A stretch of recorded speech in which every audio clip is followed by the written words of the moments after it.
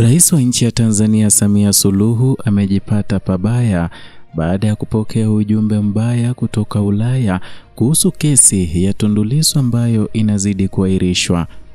Ujambo na karibu kwa taarifa zetu za Kenyascope, na tafadhali kumbuka kusubscribe.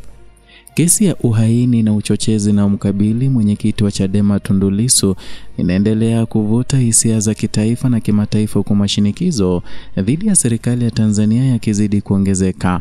Wakati tarehe ya kusikilizwa tena wa kesi hiyo ikisubiriwa Julai tarehe 15, jumuiya mbalimbali za kimataifa zimeibuka kwa ukali kulaani kile kinachotajwa kuwa ni matumizi mabaya ya vyombo vya dola kwa minajili ya kisiasa naye Samia Suluhu.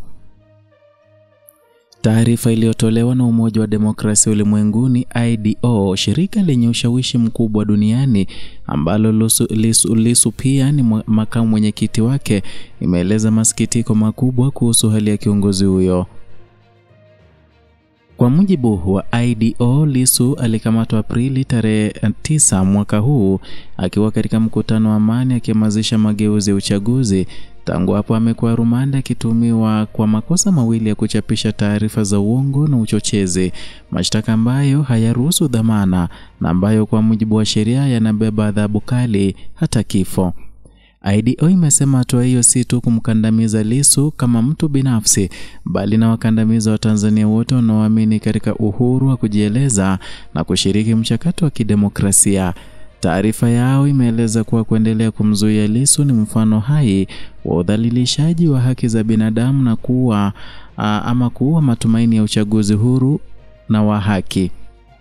Mbali na IDO, mashirika mengine ya kimataifa pamoja na baadhi ya wabunge kutoka bunge la Ulaya wameungana na wito wa kumtaka rais wa Tanzania na mamlaka husika kumwachia huru mara moja.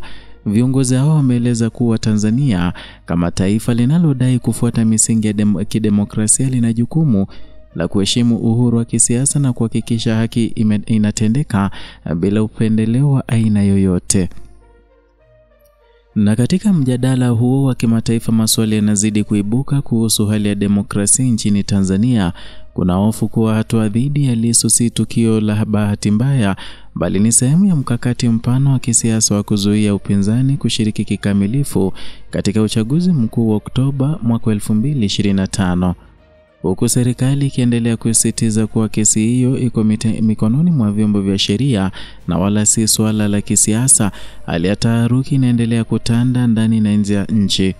Wananchi wengi na wafuatiliaji wa siasa wanahoji uhalali wa mchakato mzima, huku wengine wakiona kuwa mfumo wa haki uko katika hali ya kuyumba. Kwa sasa macho ya dunia yameelekezwa Tanzania Julai tarehe 15, na imekuwa tarehe ya kusubiriwa kwa hamu na hofu, kwani inaonekana kama siku hiyo historia mpya ya kisiasa inaweza kuandikwa. Ikiwa haki haitatendeka, basi kuna uwezekano mkubwa wa kukatishwa tamaa kwa mamilioni wa Tanzania wanaotegemea mabadiliko kupitia mchakato wa kidemokrasia. Na kwa wakati huu wa kihistoria, kila hatua ina uzito. Dunia inatazama, Tanzania inatafakari, na vilevile sauti ya haki zinaendelea kupaza kelele.